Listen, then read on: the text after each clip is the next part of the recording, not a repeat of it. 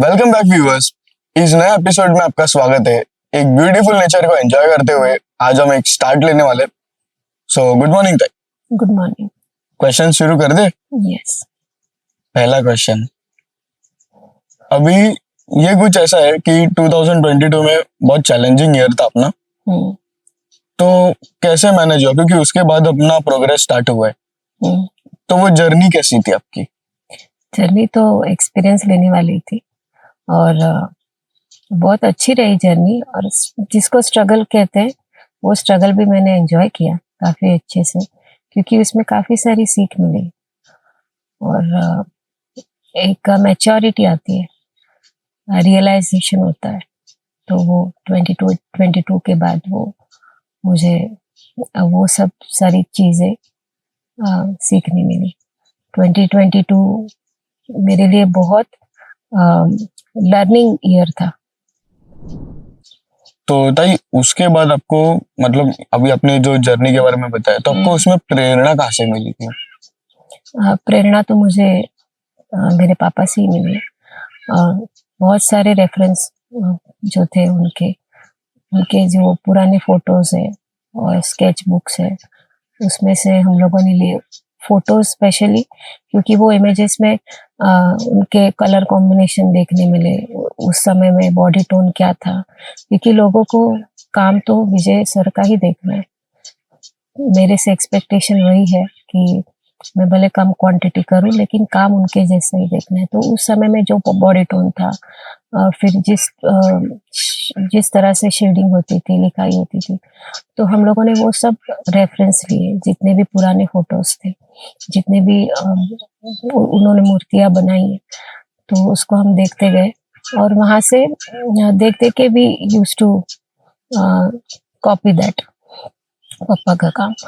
तो कोशिश अभी भी जारी है और अभी भी हम लोग रेफरेंस ले रहे हैं, क्योंकि बहुत सारे फोटोज है, बहुत सारे उनके स्केच बुक्स है, और रेफरेंस के लिए, सीखने के लिए एक जन्म कम पड़ेगा, इतना काम उन्होंने किया है। तो कोशिश तो कर ही रहे कि अच्छे से अच्छा काम करे और मूर्ति में उनकी झलक दिखाई दे, क्योंकि मैं उनके लिए यहाँ पे आई, तो इसलिए उनका काम लोगों तक पहुंचाना है, ये मेरा मोटिव है। और बस वो सक्सेसफुल होते हुए दिख रहा है, लोगों का अप्रिसिएशन आ रहा है, जो भी मूर्तियां निकल रही है, तो उसमें लोग यही बोलते हैं कि विजय सर की फील आप मूर्ति में ला रहे हो। तो बस यही चाहिए, और इसी के लिए ही हम ये लेगेसी कंटिन्यू कर रहे हैं। ताई नेक्स्ट क्वेश्चन ऐसा है कि आप सिग्नेचर फेस को इतना इम्पोर्टेंस क्यों देते हो? क्योंकि वो सिग्नेचर फेस है और लोगों को वो चेहरा उत्सव में देखना बहुत पसंद है। वो चेहरे में एक मिठास है, ब्यूटीफुल चेहरा है, वो क्रिएटिविटी उसमें दिखती है। आप बहुत सारे लोग कनेक्ट कर पाते हैं वो उस चेहरे से, क्योंकि आखिर में उद्देश्य वही होता है। जब आप मूर्ति बनाते हो तो आप भगवान से कनेक्ट हो, परमात्मा से कनेक्ट हो, तो बस वही उद्देश्य जो है वो 100% वो चेहरे में फुलफिल होता है। तो मैं आई हूँ इसी वजह से कि मैं पप्पा का काम दिखाऊं आगे, और पप्पा का काम ही आगे बढ़ाऊं। अगर मुझे मेरा कुछ करना रहता, मेरा नाम आगे बढ़ाना रहता, तो मैं अपना कुछ अलग चेहरा बना के मैं शुरुआत करती, लेकिन मेरा वो उद्देश्य नहीं है।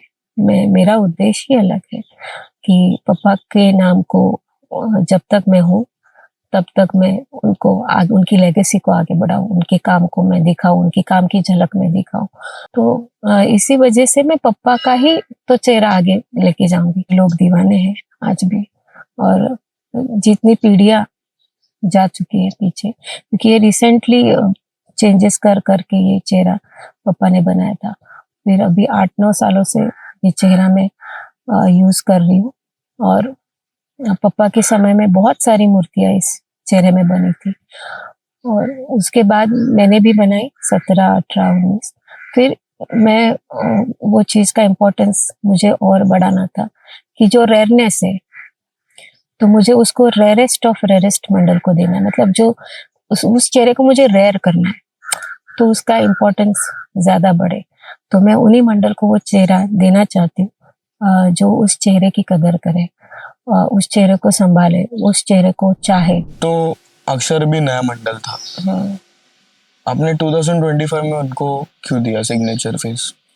मैंने जैसे कहा कि मंडल कितना एजुकेटेड है, कितना समझदार है, वो फेस की वैल्यू अब कौन अगर वो जानता है तो उनको मैं देना चाहूँगी। पहले भी उन्होंने 2 साल गणपति लेके गए, वो डिफरेंट चेहरे के लेके गए। वो 2 सालों में मैंने उनको अच्छे से समझा, जाना और देन उनको ये चेहरा दिया।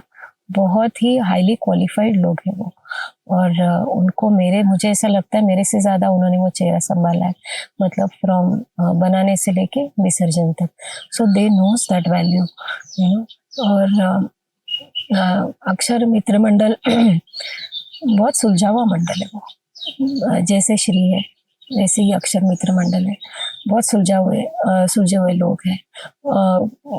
उनका क्या बोलते हैं, सोसाइटी में वो गणपति बैठता है और बहुत सारे लोगों को नहीं पता और उनको फेम से कोई लेना देना नहीं है, उनको भगवान से अटैच होना है। मतलब वो बहुत पूरे फीलिंग्स और इमोशन के साथ भगवान से जुड़ते हैं।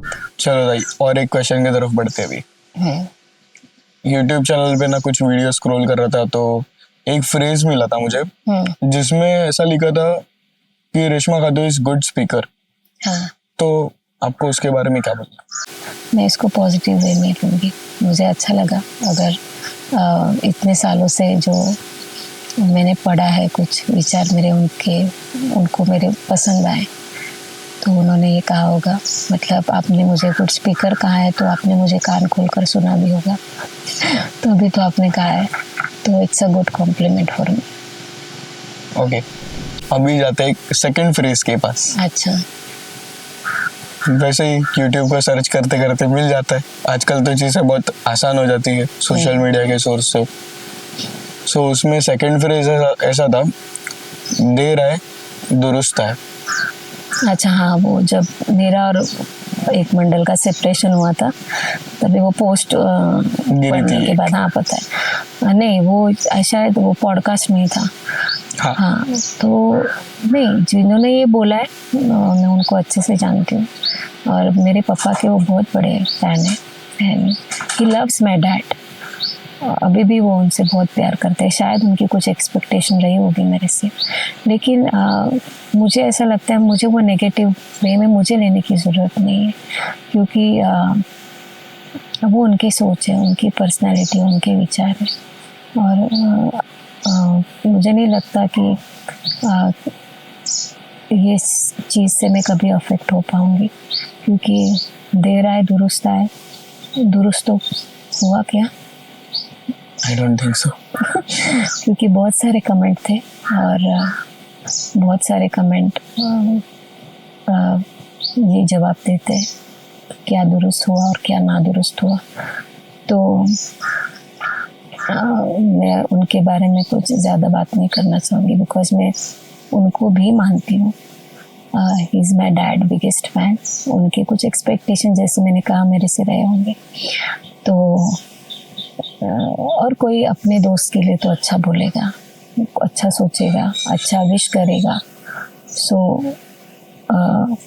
उनकी बातों का मैं बुरा नहीं मानती। सो दोस्तों, नेक्स्ट एपिसोड में अभी आएंगे और सारे क्रिएटिव क्वेश्चंस के साथ, कुछ ऐसे फन फैक्ट्स और कुछ ऐसी चीज़ें जो हमें इस जगह को कनेक्ट करेगी, जो हम ताई के साथ थोड़ा और डीपली जाएंगे, बात करेंगे और आपके तक ये इन्फॉर्मेशन हम देंगे इस सोशल मीडिया के माध्यम से। सो मिलते हैं नेक्स्ट एपिसोड में। Bye bye.